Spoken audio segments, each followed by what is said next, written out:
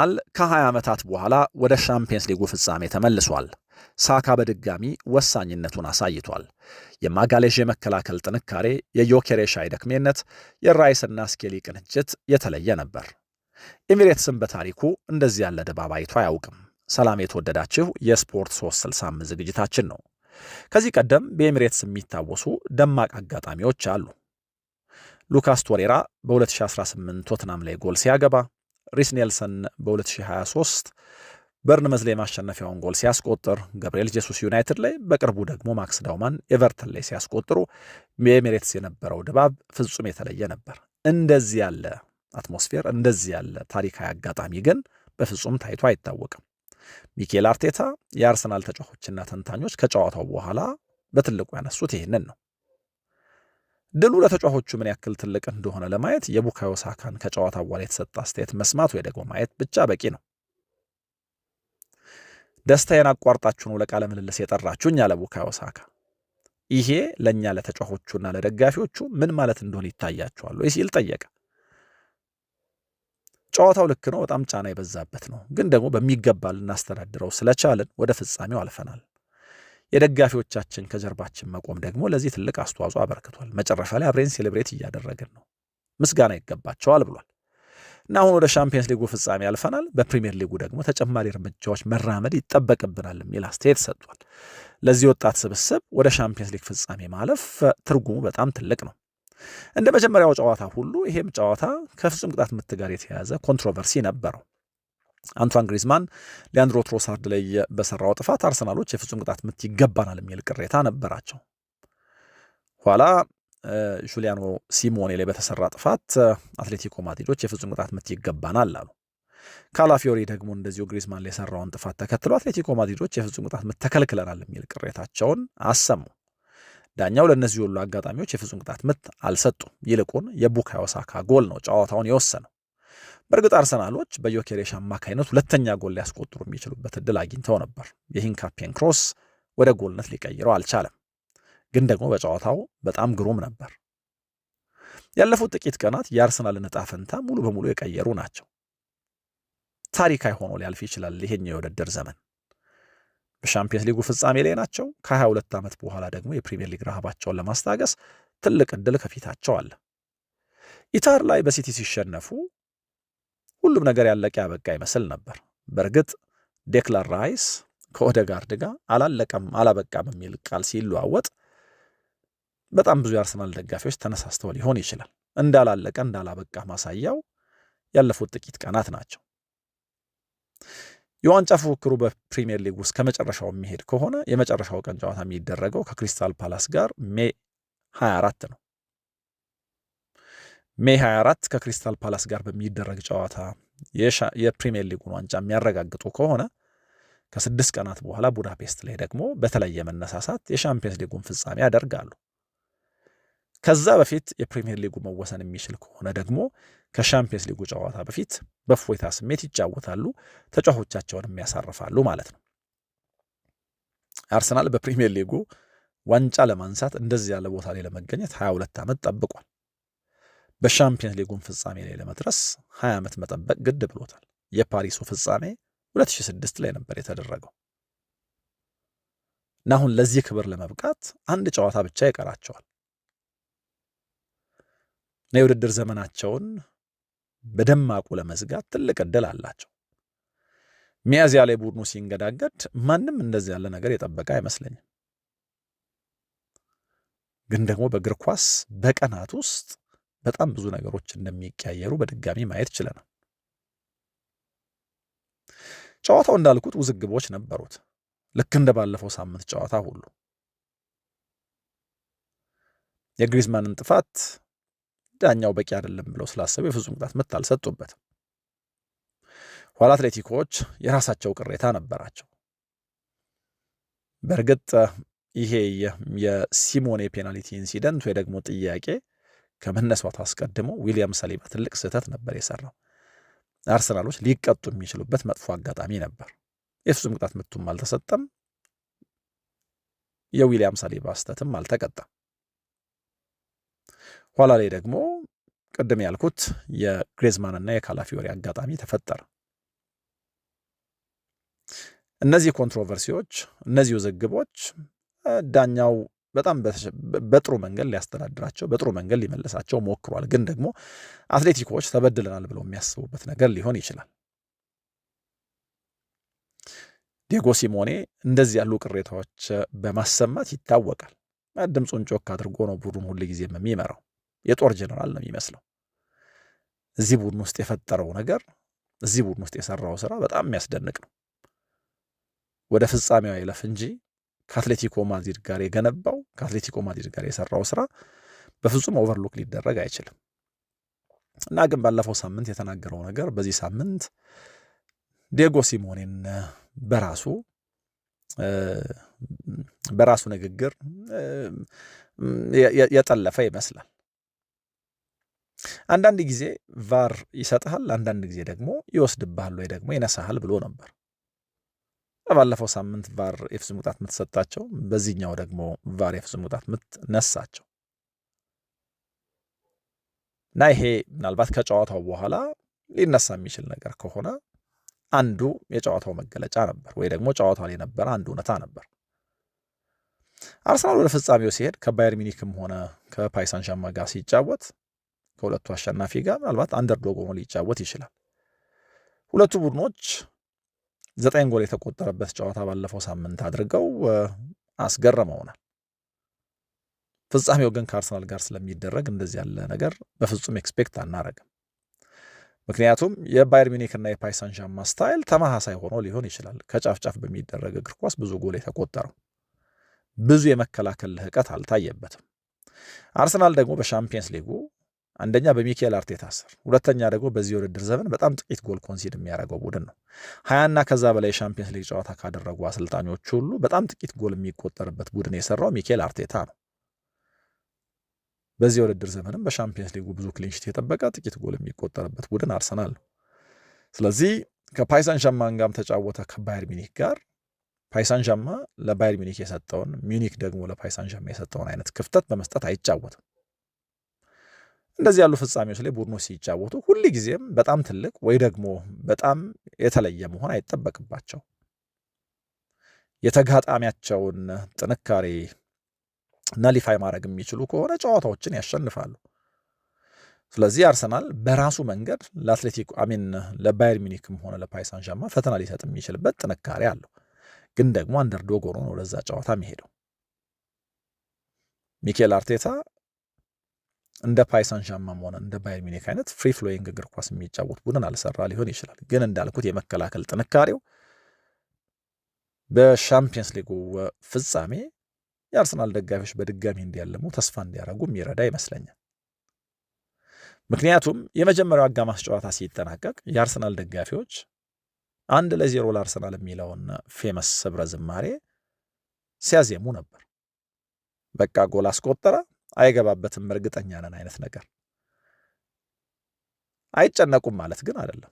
ግን አርሰናል 1-0 እየመራ ጨዋታዎች ደግሞ ማጠናቀቅ የሚችል ቡድን ነው። ደጋፊው ሊጨነቅ ይችላል፣ ግን ደግሞ አርሰናል ጨዋታዎች እንደዚህ ባለ መንገድ ያሸንፋል። ስለዚህ በፍጻሜው በጣም በጥሩ መከላከል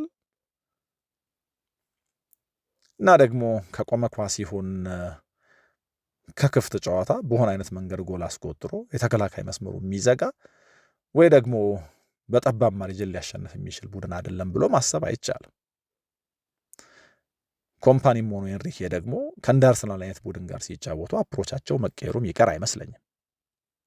ለማንኛውም ግን ሁለቱ ቡድኖች እርስ በርሳቸው እንዳደረጉት አይነት ጨዋታ ብዙ ጎል የሚቆጠርበት የፍጻሜ ጨዋታ ኤክስፔክት አናረግም። በዚህ ውድድር ዘመን በሻምፒየንስ ሊግ ያልተሸነፈው ብቸኛ ቡድን አርሰናል ነው እና ደግሞ ፍጻሜውን የሚያሸንፍ ከሆነ ዋንጫውን የሚያነሳ ከሆነ አንድም ጨዋታ ሳይሸነፍ ዋንጫውን ያነሳል ማለት ነው። ይሄ በጣም የሚያስደንቅ ታሪክ ነው። ለነገሩ ዛሬም 14ኛ የሻምፒየንስ ሊግ ጨዋታውን ሳይሸነፍ ነው እዚህ የመጣው። አዲስ ክብረ ወሰን ነው ለራሱ ለአርሰናል። በአውሮፓ መድረክ ግን ቡድኖች ክፍት ሆነው ሲጫወቱላቸው ደግሞ እንዴት አደገኛ አስፈሪ እንደሆኑም ጭምር አሳይተዋል ከመከላከል ጥንካሬያቸው ጋር እና በፍጻሜው ምንም አይነት ነገር ሊጠበቅ ይችላል። ያላቸው የመከላከል ጥንካሬ እንዳለ ሆኖ የቆመ ኳስ አጠቃቀማቸው፣ ከዛ ደግሞ ኢንዲቪዥዋሊ ጨዋታ ሊያሸንፉ የሚችሉ ተጫዋቾቻቸው በመጨረሻዎቹ አጋጣሚዎች የሆነ ነገር ማድረግ ከቻሉ እናያለን። በኤምሬትስ የነበረውን ድባብ በተመለከተ መነሻ ላይ የተወሰኑ ነገሮች ላነሳላችሁ ሞክሬያለሁ። እንደዚህ ያለ ነገር እንደዚህ ያለ ተአምር በኤምሬትስ ሳይቱ አይታወቅም። ደጋፊዎች በፕሪሚየር ሊጉ ቡድኑ እንደዚህ ባለ መንገድ ቢያበረታቱት ምን ያክል ቡድኑ ወደፊት ይጓዝ ነበር? ትልቅ ጥያቄ ነው። ጨዋታው ከመጀመሩ በፊት በረፍት ጨዋታው ከመጠናቀቁ በፊት ከተጠናቀቀ በኋላ በኤምሬትስ ስቴዲየም የተሰማው ድምፅ የተሰማው ህብረ ዝማሬ በጣም የተለየ ነበር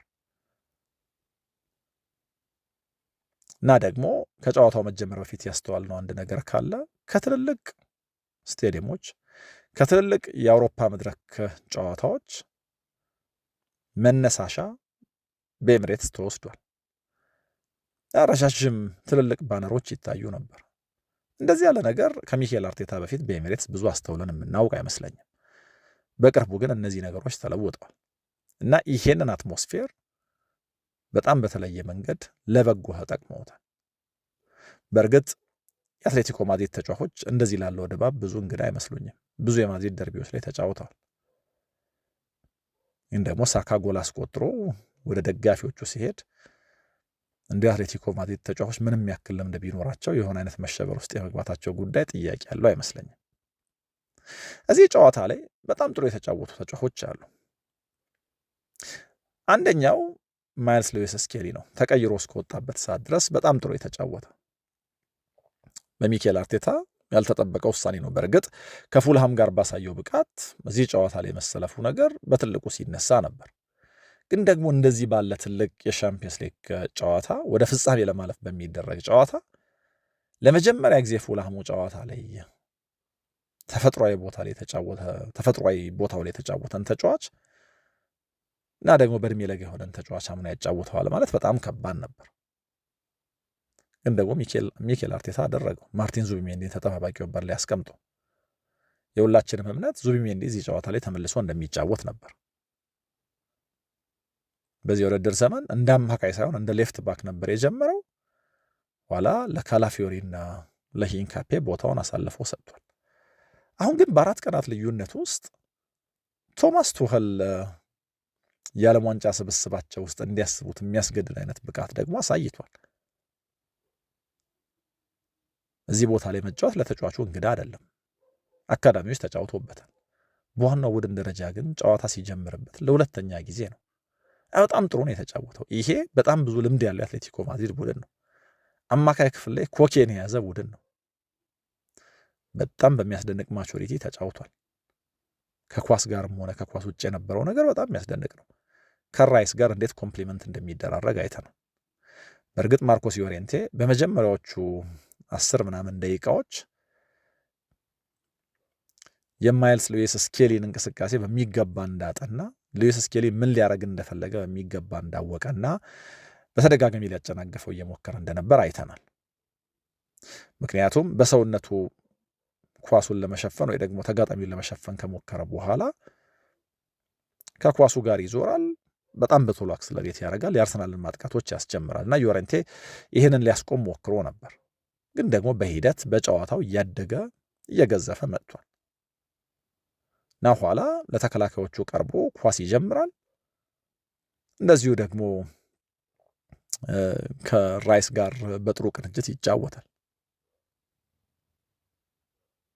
እና ይህንን በማድረግ ከአርሰናል ደጋፊዎች ውዳሴ አግኝቷል። በአካሉ በጣም ጠንካራ ነው። እንደ 19 ዓመት ልጅ አይደለም። በጥቅሉ በጣም የሚያስደንቅ ፐርፎርመንስ ነበር ለ73 ደቂቃ ያሳየው። ኋላ ለዙቢሜንዲ ቦታውን ለቆ ሲወጣ የአርሰናል ደጋፊዎች ከመቀመጫቸው ተነስተው አጨብጭበውለታል።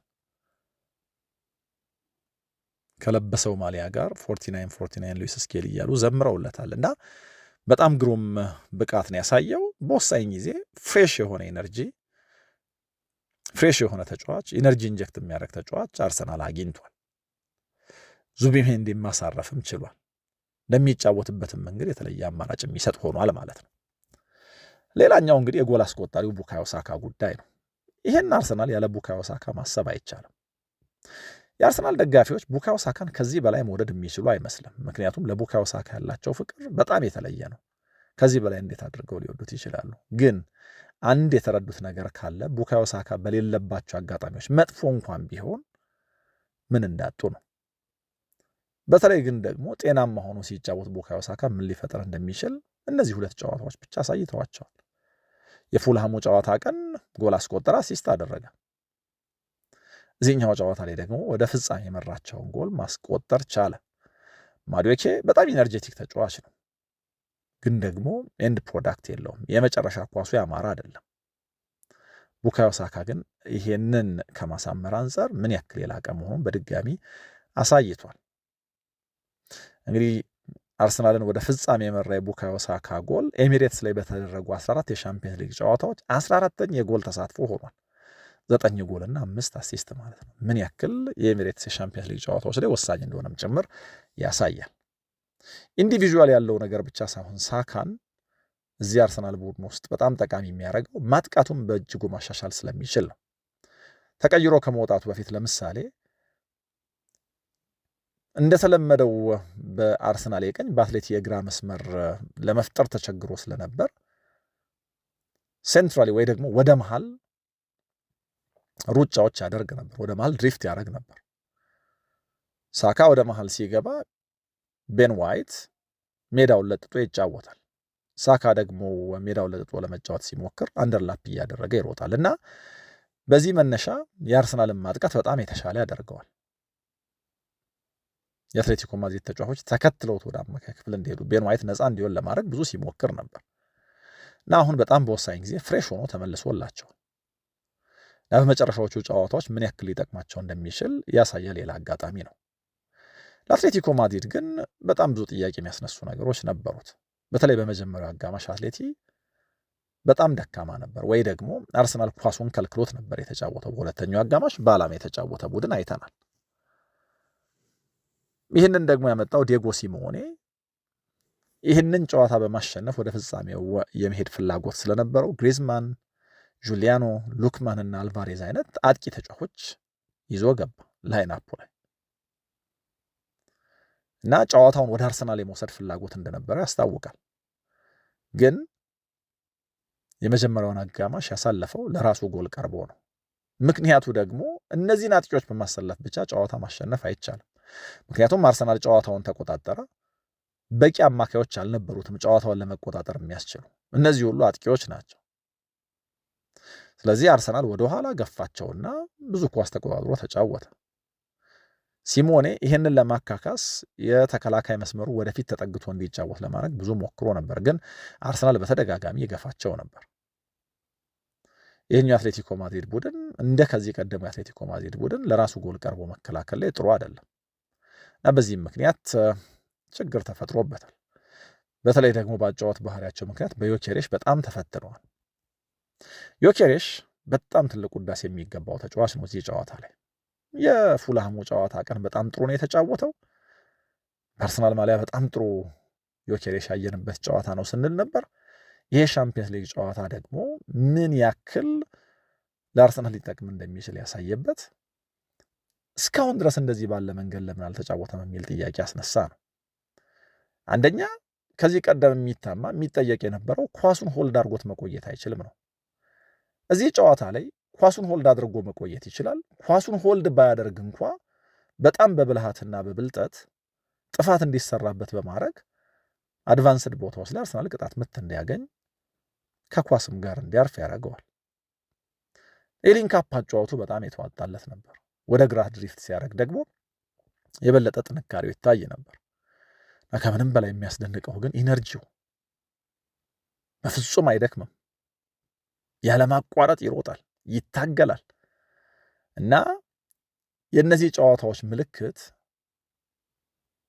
ዮኬሬሽ ምናልባት በሚቀጥለው የውድድር ዘመን በጣም በተለየ ጥንካሬ አርሰናልን ሊያገለግል እንደሚችል የሚያሳይ ሊሆን ይችላል። በጣም በጎ ምልክቶች ናቸው እነዚህ። የአርሰናል ተጫዋቾች ቀርበውት ሲጫወቱ የተሻለ እንደሚጫወት ይታወቃል። ክሬቲቭ ተጫዋቾቹ መመለሳቸው እዚህ ላይ የሚያበረክቱ አስተዋጽኦ እንደሚኖርም ይገመታል። ግን በግሉ በታታሪነት ኳሱን ሆልድ በማድረግ በሊንክ-አፕ አጨዋወቱ ለእያንዳንዱ ኳስ በመታገሉ አርሰናል ወደ ፍጻሜው እንዲሄድ በጣም ትልቅ እርምጃ ተራምዷል። ሲሞኔ ለመጀመሪያው አጋማሽ ነገሮች አልሰሩለትም። ኋላ በጣም በቶሎ ነው ተጫዋቾች የቀየረው። አምስቱንም ቅያሬዎቹን በቶሎ ቀይሮ ጨዋታውን ለማሸነፍ ወደ ጨዋታው ለመምጣት ሙከራ አድርጎ ነበር፣ ግን አልሰራለትም። ሉክማንም ሆነ አልቫሬዝ ሙሉ ጤና ለመሆናቸው እዚህ ላይ የጎዳ ይመስላል። ኋላ የተለመደው አይነት ግርግር፣ የቢጫ ካርድ፣ ግጭትም ጭምር ተነስቷል። መጨረሻ ላይ ወደ ሻምፒዮን ሊጉ ፍጻሜ ሄደው አርሰናል ሆኗል። አርሰናል 54 በመቶ ኳሱን ተቆጣጥሮታል። አትሌቲ 46 በመቶ። 13 ሙከራ አድርጓል አርሰናል፣ አትሌቲ 9። ሁለቱም ሁለት ኢላማቸውን የጠበቁ ሙከራዎች አድርገዋል። አርሰናል 5 የማዕዘን ምት መቷል፣ አትሌቲኮ 2። የተጋጣሚ ቡድን ሳጥን ውስጥ ሁለቱም 20 ኳሶች ነክተዋል። በእነዚህ ነገሮች ምናልባት ተቀራራቢ ነበሩ ልንል እንችላለን። ግን ደግሞ ሌሎች ሊነሱ የሚገባቸው ነገሮች አሉ። ለሚኬል አርቴታ ዓመቱን ሙሉ ሲል የከረመው ነገር መጨረሻ ላይ ፍሬ ያፈራለት ይመስላል። በኤሚሬትስ ያለውን ስሜት ድባብ ለመቀየር በጣም ብዙ ሞክሯል። እንደ ጦር መሳሪያ ኤሚሬትስን ለመጠቀም ብዙ ሲል ነበር። መጨረሻ ላይ ሰርቶለት እዚህ ጨዋታ ላይ ማሸነፍ አስችሎታል። የፉልሃሙ ጨዋታ ለዚህ ትልቅ አስተዋጽኦ ያበረከተ ይመስለኛል። በመጀመሪያው አጋማሽ አርሰናል 68 በመቶ የኳስ ቁጥጥር ድርሻ ነበረው። 7 ሙከራዎች አድርጓል። አትሌቲኮ 2 ብቻ ነበር። ሁለቱም ኢላማቸውን የጠበቁ ሙከራዎች በአርሰናል በኩል የተደረጉት በመጀመሪያው አጋማሽ ነው።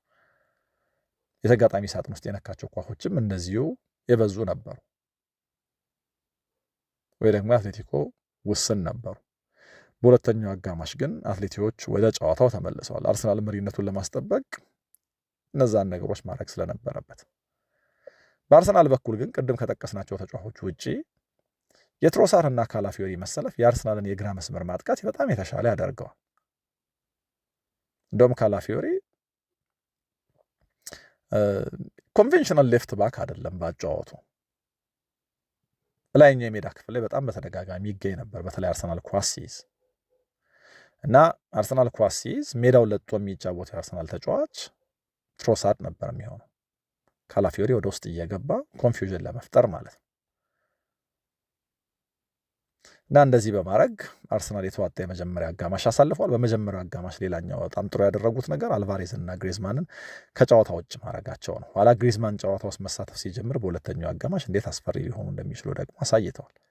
ግን እዚህ ላይ አርሰናል በጣም ጠንካራ ተከላካዮች አሉት። ዴቪድ ራያ በጣም ግሩም ጠባቂ ነው፣ ግብ ጠባቂ ነው፣ እናውቃለን። ሳሊባ ግሩም ተከላካይ ነው። ግን ደግሞ ገብርኤል ማጋሌዥ የሚከላከልበት ኤክሰለንስ በጣም ያስደንቃል። ሰውነቱን ሁሉ ለመከላከል አሳልፎ ይሰጣል። ኳሶች ብሎክ የሚያደርግበት መንገድ፣ ብልሃቱ በየጊዜው እየጨመረ የመጣው ዳርክ አርቱን ጨምሮ በጣም የሚያስደንቅ ተጫዋች ነው። ለዚህ ነው በመጀመሪያው አጋማሽ አርሰናል 1 ጎል ካስቆጠረ በኋላ 1-0 ቱ አርሰናል እያሉ ደጋፊዎች ሲዘምሩ የሰማ ነው። አንድ ጊዜ ጎል ካስቆጠረ የማይቆጠርበት አይነት ቡድን ነው በሚል ማለት ነው። እና በዚህ 1 ጎል ልዩነት እንግዲህ ጨዋታውን ማሸነፍ ችለዋል። ሚኬል አርቴታ በጣም አስደናቂ ምሽት ነው። ይሄንን አይነት ነገር ከደጋፊዎቻችን ጋር ኤክስፒሪየንስ ማድረጋችን ወይ ደግሞ እንደዚህ ያለውን ደስታ ማጣጣማችን በጣም ደስ ይለኛል። የደጋፊዎቻችን ፊት ላይ ያየሁት ኩራት በጣም የሚያስደንቅ በጣም የሚያስደስት ነው ብሏል። ከዛ ውጭ የተጫዋቾቹን የህብረት ስሜት የልፋታቸውንም ውጤት በጣም አድንቋል። ዴክላን ራይስም የሰራነው ስራ ክሬዲት ይገባዋል፣ ሴሌብሬት ማድረግ ይገባናል። ሴሌብሬት ለማድረግ በቃ we have every right ብሏል። ላይክ በልፋታችን ያገኘነው ነው በሚል ማለት ነው። የአርሰናል ተጫዋቾች ጨዋታው ካለቀ በኋላ በዚህ ምክንያት ደስታቸውን በጣም በተለየ መንገድ ገልጸዋል። ከዚህ የሻምፒዮንስ ሊግ ውድድር ግን እንደ አርሰናል እንደዚህ ባለ መንገድ ወደ ፍጻሜው አመራ። በጣም በሚያሳዝን ሁኔታ ደግሞ የሚሰናበት ተጫዋች አለ። አንቷን ግሪዝማን በጣም ግሩም ተጫዋች እንደሆነ እናውቃለን። በአትሌቲኮ ማድሪድ ድጋሚ ከባርሴሎና ካልተሳካ የባርሴሎና ቆይታው ከተመለሰ በኋላ በጣም የሚያስደንቅ ተጫዋች መሆኑን በድጋሚ አሳይቷል። አሁን ወደ ሜጀር ሊግ ሶከር ይሄዳል እና ወደ ፍጻሜው ባለማለፉ የተለየ አይነት ስብራት ይገጥመው ይሆናል። ግን ደግሞ በብሔራዊ ቡድን በክለብ እግር ኳስ ያበረከቱ አስተዋጽኦ በጣም የሚያስደንቅ ነው። ምን ያክል ግሩም ተጫዋች እንደሆነ ያየንበት ሌላ አጋጣሚ ነው። ግን ደግሞ የአርሰናል ማሸነፍ ወደ ፍጻሜ መሄድ እነዚህን ሁሉ ነገሮች ይሸፍናቸዋል። የቡካዮ ሳካ ጎል አርሰናልን ወደ ቡዳፔስቱ ፍጻሜ መርቶታል። በጣም ብዙ የሚነሱ ጠንካራ ነገሮች ነበሯቸው። እንዳልኩት ጨዋታው በጣም ታይት ነው። በጣም ብዙ ኢላማቸውን የጠበቁ ሙከራዎች የተደረጉበት አይደለም። ሁለቱም አሰልጣኞች ኮንሰርቫቲቭ ናቸው። ብዙ ሪስክ መውሰድ አይፈልጉም። በእርግጥ ዲየጎ ሲሞኔ በመጀመሪያ አፕሮቹ እንዳልኩት 4 የማጥቃት ባህር ያላቸው ተጫዋቾች ይዘው በመግባት ጨዋታውን ወደ አርሰናል ለመውሰድ ፍላጎት እንደነበረው አሳይቷል። ግን ደግሞ አርሰናል በመጀመሪያ አጋማሽ ይህንን የአትሌቲኮ ማድሪድ ሙከራ ሁሉ አክሽፎታል እና በጣም ጠባብ በሆነ ውጤት መጨረሻ ላይ ጨዋታው ተጠናቋል። እንግዲህ ከዚህ በኋላ ያሉት ቀናት ለአርሰናል በጣም ወሳኝ ናቸው። ሜይ 30 የሻምፒየንስ ሊጉ ፍጻሜ ይደረጋል። ከሜይ 30 በፊት እንግዲህ አሁን የፕሪሚየር ሊግ ወሳኝ ጨዋታዎቻቸውን ያደርጋሉ። በዚህ መነሳሳት ከዌስትሃም ጋር የሚያደርጉትን አወይ ጨዋታ የሚያሸንፉት ከሆነ የፕሪሚየር ሊግ ዋንጫ ፉክክር ላይ የበለጠ ጥሩ እርምጃ ይራመዳሉ ወይ ደግሞ ዋንጫውን ወደ ማስተማመን ይቀርባሉ። ከዛ በኋላ በርንሌይን ሜዳቸው ላይ ነው የሚገጥሙት። የመጨረሻ ጨዋታቸው ከክሪስታል ፓላስ ጋር ነው። ፓላስ ለኮንፈረንስ ሊግ ፍጻሜ የሚያልፍ ከሆነ ደግሞ በጠንካራ ስብስቡ ይጫወታል ተብሎ አይታሰብም። ይሄ ደግሞ ለአርሰናል ተጨማሪ እገዛ ሊያበረክት ይችል ይሆናል። አሁን ግን የአርሰናል ደጋፊዎች ምንም ጥርጥር የለውም ደስታ ላይ ናቸው። ከ20 ዓመት በኋላ እዚህ ስኬት ላይ ደርሰዋል። ሚኬል አርቴታ እንዳሰልጣኝ ያለፉት ዓመታት ልፋቶቹ፣ ያለፉት ዓመታት ድካሞቹ ዋጋ ከፍለውታል። ነገ እንግዲህ ተፋላሚያቸው ማን እንደሆነ ደግሞ የሚገባ ይታያል። እናንተ በጨዋታው የተለየ የምትሉት ማንን ነበር? ቡካዮ ሳካ፣ ዮኬሬሽ፣ የስኬሊ፣ ማጋሌሽ፣ ራይስ የትኛውን ተጫዋች ብቃት በተለየ መንገድ ታነሳላችሁ? እንደ አርሰናል ደጋፊ ፍጻሜውንስ እናሸንፋለን ብላችሁ ታስባላችሁ? ሀሳብ አስተያየቶቻችሁን አጋሩኝ። አብራችሁኝ ስለነበራችሁ ከልብ አመሰግናለሁ። በሌሎች ጉዳዮች ደግሞ ተመልሼ እመጣለሁ። ሰብስክራይብ፣ ላይክ እና ሼር እንድታደርጉ ደግሞ በአክብሮት ጋብዛለሁ። ሰላም ሁኑ።